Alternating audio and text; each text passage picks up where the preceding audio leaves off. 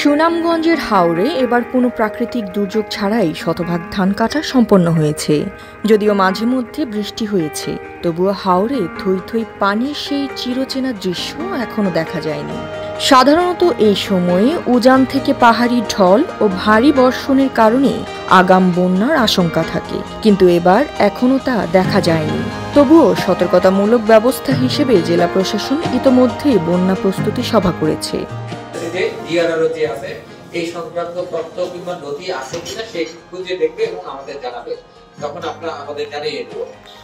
আমাদের কিছু ল্যাঙ্গুয়েজ ওয়ার্কে বলে যে আমরা যখন এই যে ওয়াটারের বিষয়ে যখন বিভিন্ন দেশ থেকে ফোকাস করি ইন্টারনেট ফরেনিয়া মিলে এবং জনগণের সাথে মিলে না, তখন আমরা এই বিভিন্ন রেজিস্ট্রেশন কার্ড করতে যে টেম্পোরারি ভিত্তিতে আমাদের এই যে পর্যটন ধর্মশায় এখানে কোনো গেট ফিটার বসানো হয়, টেম্পোরারি গেট উঠে দিই।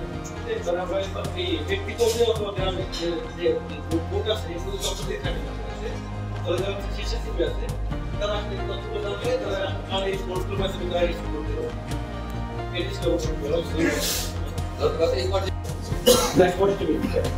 ভারতের আসামের চেরাপুঞ্জির বৃষ্টিপাতের প্রভাব সুনামগঞ্জের হাওরে পড়ে, তাই চৈত্র বৈশাখ মাস জুড়ে হাওরবাসী বন্যার আতঙ্কে থাকেন।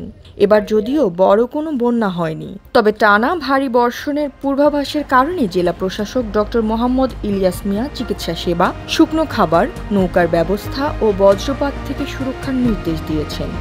পানি আপাতত কিছু ঢুকছে, এখন স্থগিত আছে, আরো 10-15 দিনের মতো লাগবে। যদি ভারী বৃষ্টিপাত হয় তাহলে আর রাস্তা পুরা সম্ভাবনা আছে। সপ্তাহখানি লাগবো বললে গেটে দিয়ে পানি আইতেছে। পানি আইতে বেশি লাগবে না স্যার, মনে করেন 4-5 দিন লাগবে। বেগাইলে তো কারাগারি দেবো 4 দিন লাগবে। সুনামগঞ্জ পানি উন্নয়ন বোর্ডের নির্বাহী প্রকৌশলী মামুন হাওলাদার জানান, হাওরে এখনো পানি ঢোকেনি, তবে উজানের পাহাড়ি ঢল এলে মুহূর্তেই বন্যা পরিস্থিতি তৈরি হতে পারে। তাই স্থানীয়রা ফসল রক্ষা বাঁধ কেটে জীবন বৈচিত্র্য রক্ষার চেষ্টা করছেন। প্রশাসন ও জনগণ সতর্ক থাকলেই এবারও বন্যার ক্ষয়ক্ষতি রোধ সম্ভব। আর জ্যোতি, দৃষ্টি 24।